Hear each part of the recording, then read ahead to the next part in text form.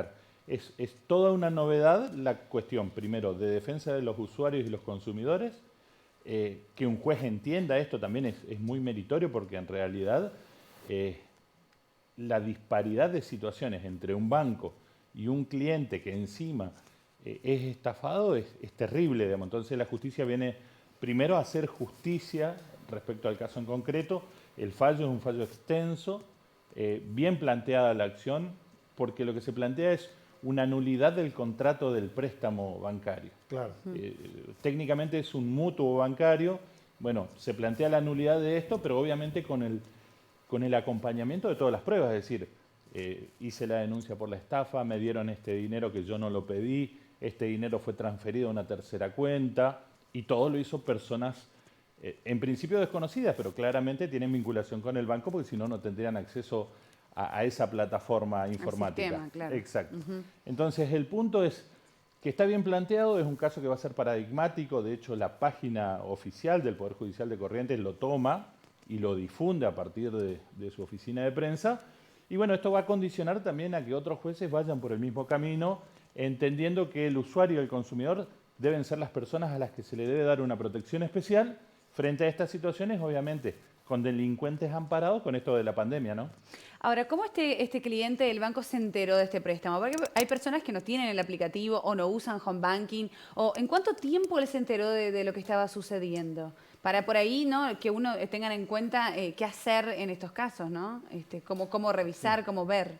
Bueno, primero hay que decir que los bancos venían desde hace tiempo con los sistemas de home banking. Esto es el banco en casa, uno en una terminal informática, en una laptop, en un celular, tiene acceso a la plataforma. Uno baja la aplicación y la usa. Obviamente esto implica dar los datos de la cuenta, CBU, los datos telefónicos, correo electrónico. Bueno, a esta persona lo que le ocurrió es que le informan que fue adjudicado el préstamo.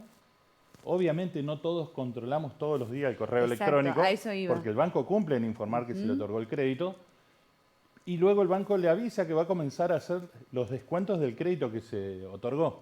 Entonces, a partir de ahí, hace la denuncia, se queja en el banco, le toman la queja, pero lo mismo comienzan la tentativa o, digamos, la intención del banco de cobrar este préstamo que se había otorgado a Juan Pérez. Bueno, obviamente decimos Juan Pérez para preservar el nombre de este cliente, ¿no? Pero bien, lo cierto es que la justicia, con muy buen tino, y destaco, digo, este fallo porque es completito, digo, no solo empieza y termina en la orden al banco de que se abstenga de realizar esos cobros o los descuentos o lo que fuere, sino que además le prohíbe que lo incorpore en las bases de datos estas como Veraz y otros que tienen... las centrales de deudores, digamos. Claro, las centrales de deudores. Entonces, dice eso, dice que se abstenga y lo hace responsable al banco y le dice que extreme los resguardos en protección a sus clientes. La verdad que muy buen fallo. Hay algunos otros, como bien decías, en Formosa, en La Plata también. Y esto también es un llamado a atención. Siempre con el mismo banco. Eso en realidad con varios bancos. Bueno, en Formosa se dio una catarata de casos con el mismo banco. Lo que ocurre en el caso de este banco en particular es que trabaja con una tarjeta, con un sistema de financiera, donde tienen muchos trabajadores, y bueno, algunos evidentemente son estos llamados trabajadores infieles que utilizan la base de datos y que pueden operar en nombre del banco. Bueno, lo bueno, insisto, es esto, y la otra es el llamado de atención a las personas, a que tengan cuidado, a que controlen, a que no le brinden a cualquiera los datos, ni home banking, ni de CBU, ni demás, porque en realidad uno puede ser presa de estos delitos, ¿no? Pero en muchos casos incluso uno hace la contraseña allí en el banco, ¿no? Exacto. Junto con la persona que te está otorgando la cuenta. Sí, suele ocurrir. A ver, pasa por ejemplo con las aplicaciones de AFIP y de ANSES. El mismo gestor que nos hace el trámite para el monotributo es el que nos genera la clave fiscal. Y si uno no controla o si uno no la cambia, obviamente se expone a que esta persona en forma deshonesta pueda hacer cosas. Claro, de hecho el año pasado hubo miles de préstamos de estos que había otorgado el gobierno nacional cuando comenzó la pandemia y había gente que salía adjudicada en los préstamos y no lo sabía. Claro. Ahora, ¿qué tiene que hacer una persona? ¿Cuál es el primer paso que tiene que dar una persona que detecta que le otorgaron, por ejemplo, un crédito que no pidió? Bueno, lo primero ir a la seccional policial, a la comisaría más cercana a su domicilio, manifestar esto y sobre todo no tocar el celular o el dispositivo electrónico con el que siempre se maneja a través del el home banking, perdón.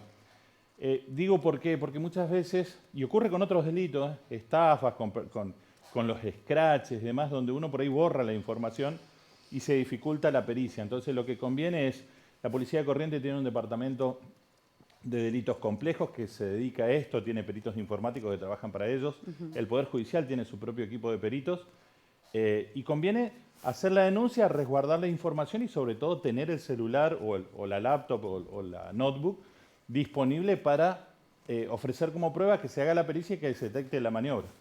Se entiende, muy bien.